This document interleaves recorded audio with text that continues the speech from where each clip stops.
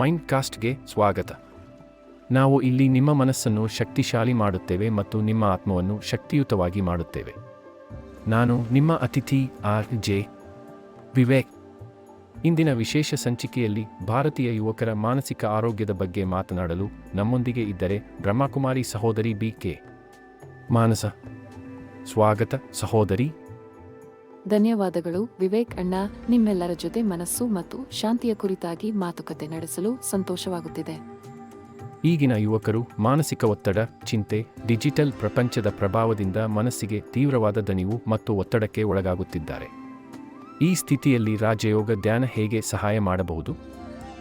ರಾಜಯೋಗ ಧ್ಯಾನವು ಆಂತರಿಕ ಶಕ್ತಿ ಮತ್ತು ಪರಮಾತ್ಮನೊಂದಿಗೆ ಸಂಪರ್ಕ ಸಾಧಿಸಲು ಸಹಾಯ ಮಾಡುತ್ತದೆ. ಇದು ಮನಸ್ಸಿಗೆ ಶಾಂತಿ, ಸ್ಪಷ್ಟತೆ ಮತ್ತು ಆತ್ಮವಿಶ್ವಾಸ ನೀಡುತ್ತದೆ. ಯುವಕರಿಗೆ ಸರಿಯಾದ ದಾರಿಯನ್ನು ಕಂಡುಕೊಳ್ಳಲು ಮತ್ತು ಮಾನಸಿಕ ಶಕ್ತಿಯನ್ನು ಹೆಚ್ಚಿಸಿಕೊಳ್ಳಲು ಇದು ಅದ್ಭುತ ಉಪಾಯ. ಅದು ತುಂಬಾ ಪ್ರೇರಣಾದಾಯಕ. ಈಗಾಗಲೇ ಮೈಸೂರಿನಲ್ಲಿ ನಡೆಯುತ್ತಿರುವ 89ನೇ ಶಿವಜಯಂತಿ ಮಹೋತ್ಸವ ಬಗ್ಗೆ ನಮಗೆ ಮಾಹಿತಿ ನೀಡಿರಾ?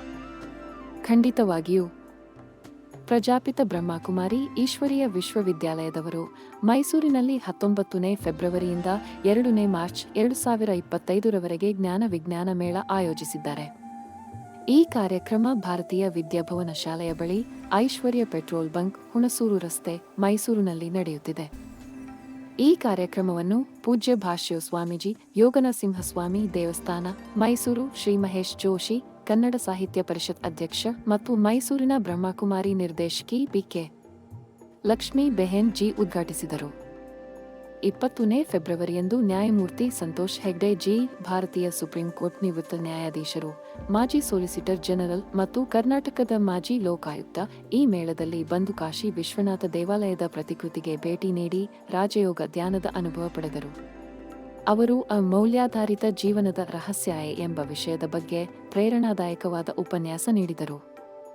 21ನೇ ಫೆಬ್ರವರಿಯಂದು ಶ್ರೀ ಪ್ರೊಫೆಸರ್ ಕೃಷ್ಣೇಗೌಡ ಅವರು ಸಂತೋಷವೇ ಶ್ರೇಷ್ಠ ಔಷಧಿ ಎಂಬ ವಿಷಯದ ಬಗ್ಗೆ ತಮ್ಮ ವಿನೋದಪೂರ್ಣ ಮತ್ತು ಆಲೋಚನಾತ್ಮಕ ಮಾತುಗಳೊಂದಿಗೆ ವೀಕ್ಷಕರನ್ನು ಆಕರ್ಷಿಸಿದರು.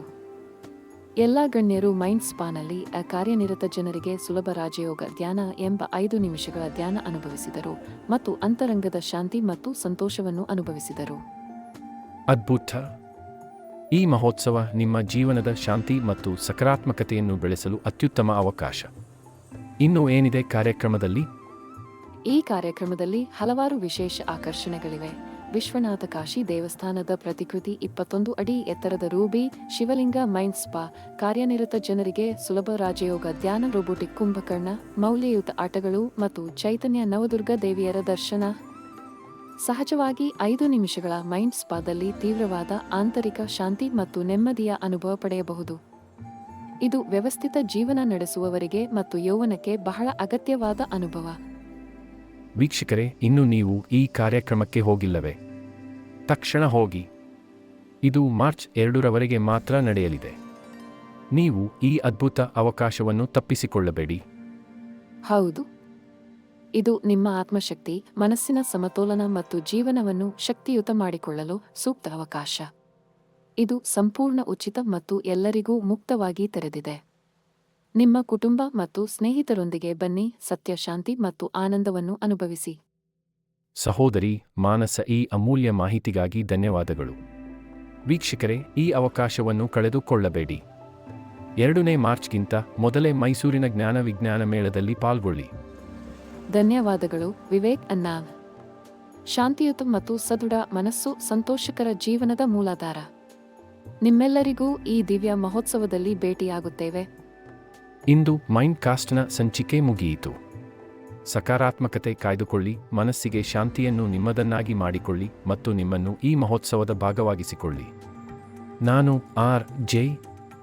ವಿವೇಕ್ ನಿಮ್ಮೊಂದಿಗೆ ಮೈಸೂರಿನ ಜ್ಞಾನ ವಿಜ್ಞಾನ ಮೇಳದಲ್ಲಿ ಭೇಟಿಯಾಗುವ ನಿರೀಕ್ಷೆಯೊಂದಿಗೆ ವಿದಾಯ.